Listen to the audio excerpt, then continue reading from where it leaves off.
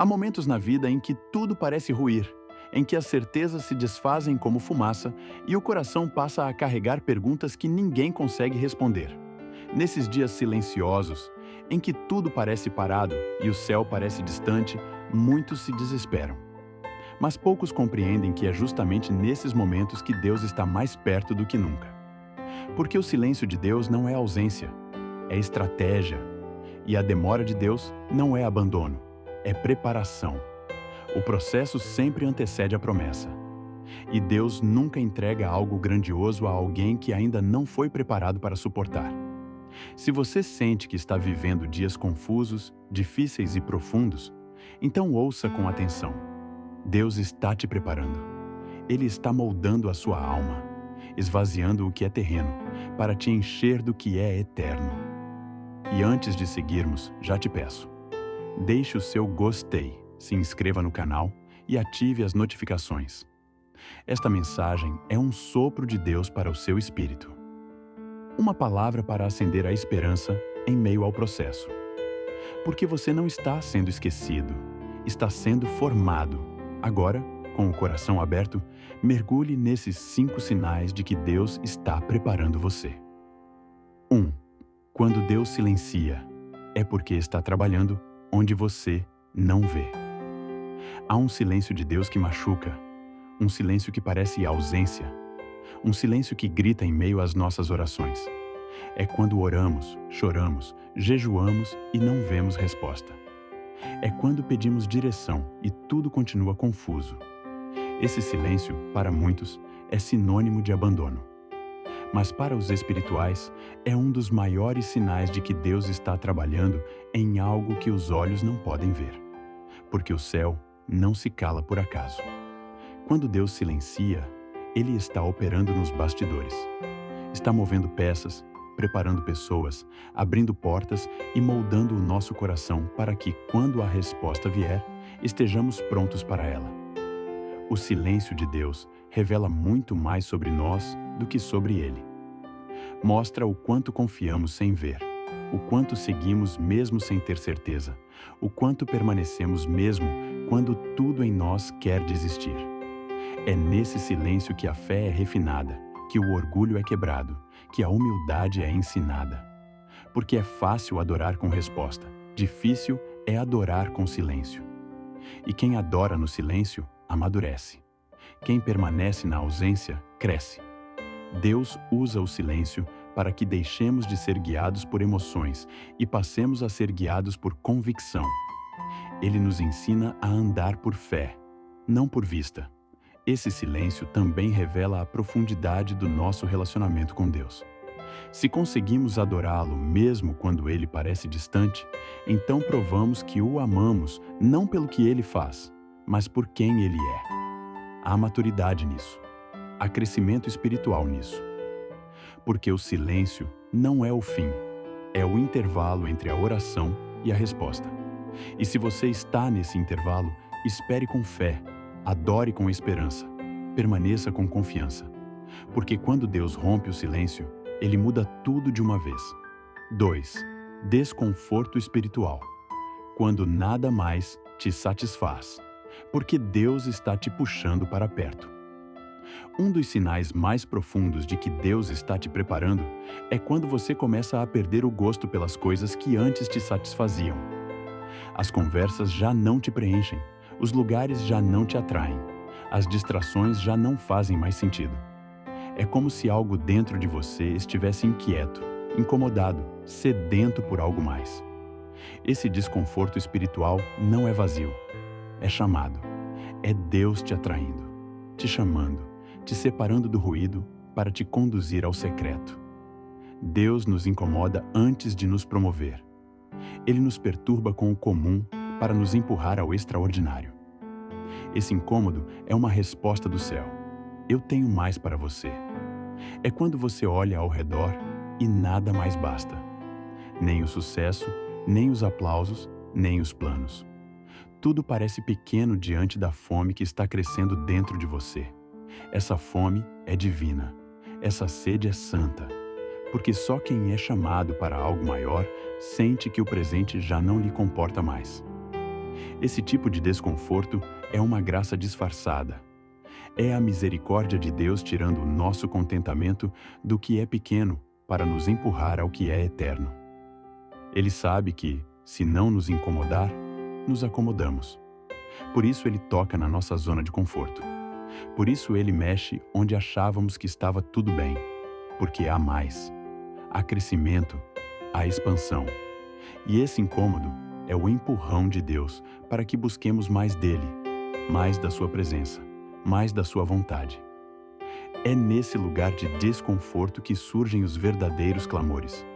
É quando nada mais nos satisfaz que passamos a buscar a face de Deus com mais sede, com mais paixão, com mais intensidade. E essa busca transforma tudo. Esse descontentamento é semente de uma nova estação. Se você tem sentido isso, não lute contra. Responda ao chamado. Volte ao secreto. Porque Deus está te preparando para algo maior do que você pode imaginar.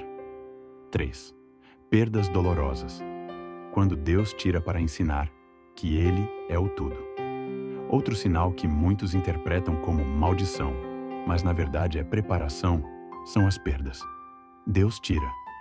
Deus permite que algumas coisas escapem das nossas mãos. Permite que amizades se desfaçam, que portas se fechem, que planos caiam por terra. E em cada perda, uma lição. Em cada perda, um redirecionamento. Deus não tira porque quer ver você sofrer. Ele tira porque sabe o que você ainda não sabe. Ele enxerga o que você ainda não vê.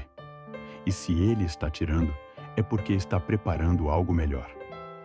As perdas revelam o que realmente está no nosso coração.